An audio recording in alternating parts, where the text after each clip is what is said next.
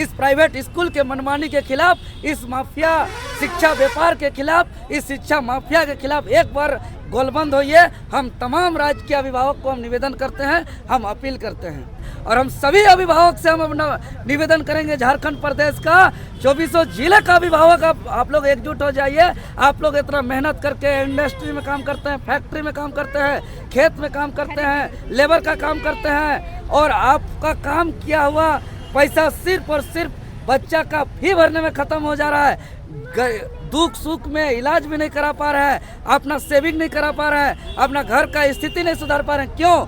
इसलिए कि पढ़ाई में सारा खर्चा चला जा रहा है। इसलिए एक बार लड़ना होगा। यह मनमानी वसूली किया जा रहा है। इस वसूली के खिलाफ एक बार बच्चा का वहाँ दाखिला हुआ तो जब तक उस विद्यालय में पढ़ेगा उसको सिर्फ और सिर्फ मासिक शुल्क ही लिया जाए, अन्य किसी भी प्रकार का उसको शुल्क नहीं लिया जाए। जोहार, नमस्कार। इस वक्त मैं राजधानी रांची के लोवाडी स्थित कार्मेल स्कूल के बाहर मौजूद हूँ। यहाँ पर अचानक फीस में बढ़ोतरी किया गया है। तमाम अभिभावक परेशान होकर आज यहाँ पर आंदोलन कर रहे थे। इसमें देवेंद्र नाथ महतो जी भी आए हुए हैं और वार्ता के लिए 5 सदस्य का टीम अंदर गई है। क्या कुछ वार्ता होकर निकलती है ये देखिए। रांची टाटा हाईवे के जस्ट बगल में लोवाडी चौक के समीप कार्मेल स्कूल का है। अभिभावक के द्वारा बोला जा रहा है कि मनमानी तरीके से फीस को बढ़ाया गया है, लगभग 10,000 के करीब। महतो जी आ गए। क्या कुछ कोई सेटिंग वटिंग हुआ क्या?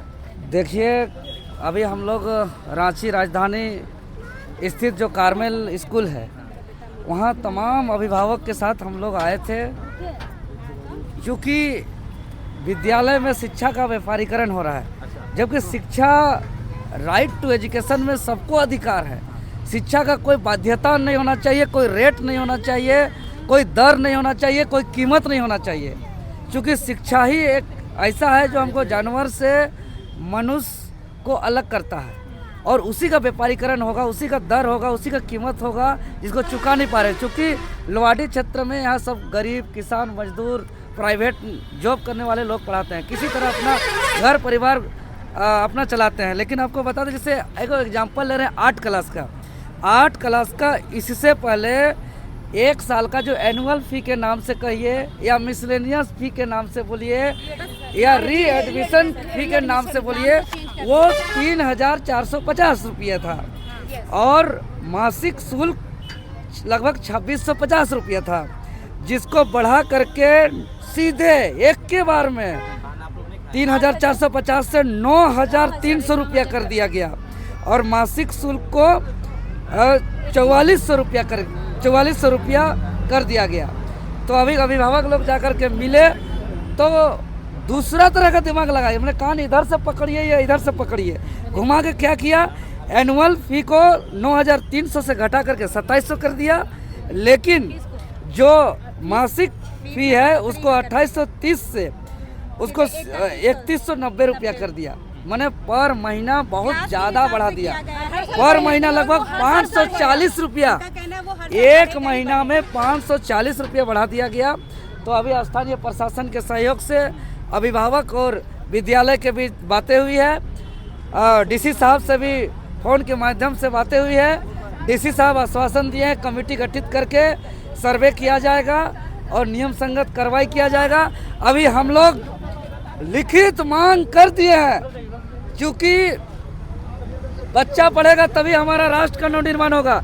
इसलिए हम लोग लिखित रूप से अपना मांग पत्र सौंप दिए हैं और कह दिए हैं कि अगर एक बार किसी भी स्कूल में बच्चा का एडमिशन हो गया तो नामांकन होने से उस विद्यालय में पढ़ाई पूरी होने तक सिर्फ और सिर्फ उसको मासिक शुल्क ही लिया जाए।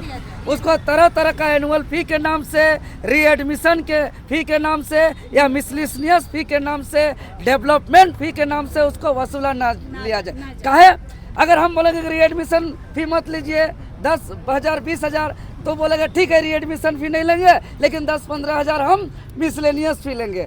फिर बोलेंगे मिसलिनियस फीस मत लीजिए, तो वो बोलेगा ठीक है मिसलिनियस फीस नहीं लेंगे, हम 10-15 हज़ार डेवलपमेंट फीस लेंगे। फिर बोलेंगे डेवलपमेंट फीस मत लीजिए, तो बोलेगा ठीक है डेवलपमेंट फीस नहीं लेंगे, 10-15 हज़ार हम एनुअल फी लेंगे। इसीलिए हम लोग एक मांग रख दिए हैं, एक बार बच्चा का वहाँ दाखिला हुआ तो जब तक उस विद्यालय में पढ़ेगा उसको सिर्फ और सिर्फ मासिक शुल्क ही लिया जाए, अन्य किसी भी प्रकार का उसको शुल्क नहीं लिया जाए। दूसरी बात, किताब, कॉपी, डायरी, जूता, मोजा, कपड़ा, स्वेटर, मैंने दिन प्रतिदिन अलग अलग ड्रेस, मंगलवार को अलग, बुधवार को अलग, गुरुवार को अलग, शनिवार को अलग, गर्मी में अलग, बरसात में अलग, ठंडा में अलग। जो ये ड्रेस का जो व्यापारीकरण किया जा रहा है इसको बंद किया जाए और बच्चा को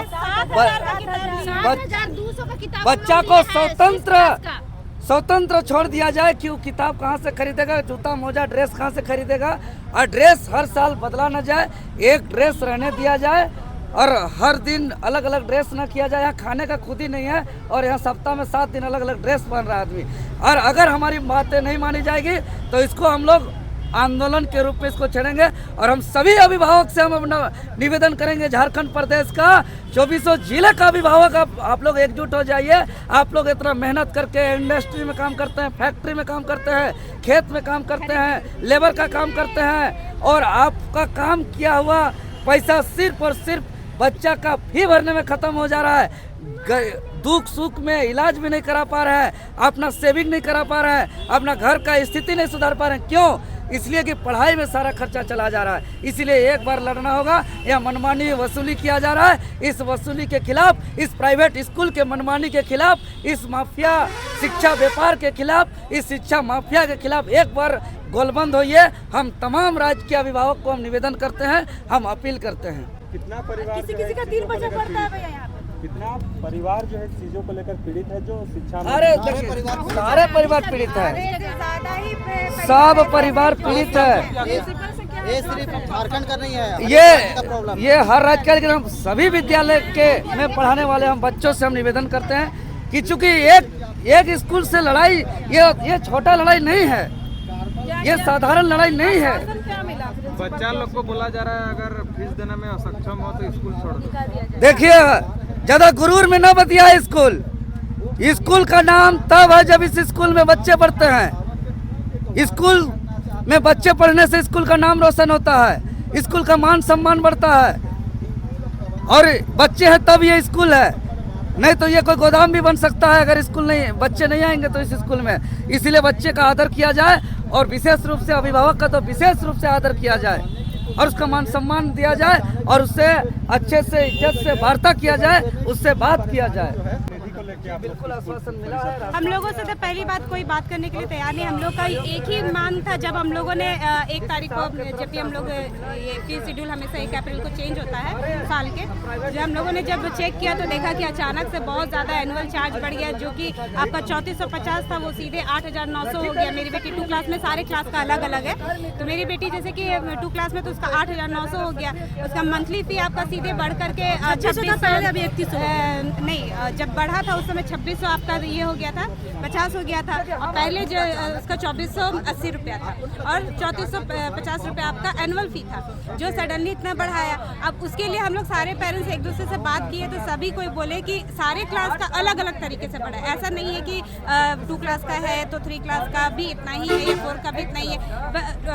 मेरे ख्याल से 2 से 5 का इतना है, फिर 5 से आपका ऊपर का और ज़्यादा है। और अगर आप कंपेयर करेंगे तो बहुत ज़्यादा ही हो गया, जो कि हम लोग नहीं सकते, क्योंकि मैं खुद एक मिडिल क्लास फैमिली से हूँ। मेरे हस्बैंड एक नॉर्मल ड्राइवर है, जो उनका इतना इनकम नहीं है जो वो साल का एक बार में 10,000 रुपये भरे, 12,000 रुपये भरे। और क्योंकि जैसे आप उसमें जैसे पे भी करने जा रहे हैं तो आप उसमें ऑप्शन भी नहीं रहता है कि आप उसको अपनी सुविधा के अनुसार पे कर सकें। आपको करना है तो आपको एक ही बार में पे करना है, ठीक है। और दूसरा चीज़ की आप, हम लोग 12 महीना में रहता है तो 12 महीना में हम लोग भर देंगे ना फीस। हम लोग भी सबको अधिकार है कि हम लोग को 12 महीने में फीस भरना तो भरना है। तो बच्चा लोग को भी टॉर्चरिंग किया जाता है, फीस दीजिए, कहाँ से देंगे बताइए। इसको लेकर के दबाव बनाई जा रही है। हाँ, दबाव भी बनाया जाता है कि इतना 3 महीने में जब तक आप फीस नहीं पे करिएगा आपको रिजल्ट आपको नहीं मिलेगा फाइनल टर्म के टाइम में। और प्लस आपका 1600 एक्स्ट्रा चार्ज लेती है, जो कि वो डायरी रहता है, मैगजीन रहता है। जब तक 1600 रुपये नहीं देंगे तब तक हम लोग को रिजल्ट और डायरी नहीं हम लोग शनिवार तक से आ रहे हैं, प्रिंसिपल से मिलने नहीं मिल रहा है हम लोग को। हम लोग देखिए इतना 2-3 दिन से हम लोग लगातार आ रहे हैं, आज भी मिलने नहीं मिला हम लोग को प्रिंसिपल से। कम्युनिकेशन प्रॉब्लम है उनको, वो साउथ की हैं, वो नहीं समझती हैं हिंदी। ठीक है, हम लोग भी इतने नहीं है कि नहीं समझते, लेकिन टीचर्स ऐसी हैं जो आपको इंग्लिश टू हिंदी ट्रांसलेट कर सकती हैं। आप तब भी करा सकते हैं। आपको क्यों डर लग रहा है पेरेंट्स से फेस करने में? इसी पेरेंट्स से आप स्कूल चला रही हैं। ये चीज़ आपको समझना होगा। नहीं, हमारी बात प्रिंसिपल से एक भी दिन नहीं हुई, आज भी हुई तो मैनेजमेंट बैठकर बात की है। मैनेजमेंट ही सारा चीज़ हम लोगों को समझाई है। वो हम लोगों की बात को नहीं सुनकर वो अपनी बातों को सारा को वो रखी है। नहीं, बोला गया हम लोगों से कि प्रिंसिपल अभी यहाँ पे नहीं है। हम लोगों से यही चीज़।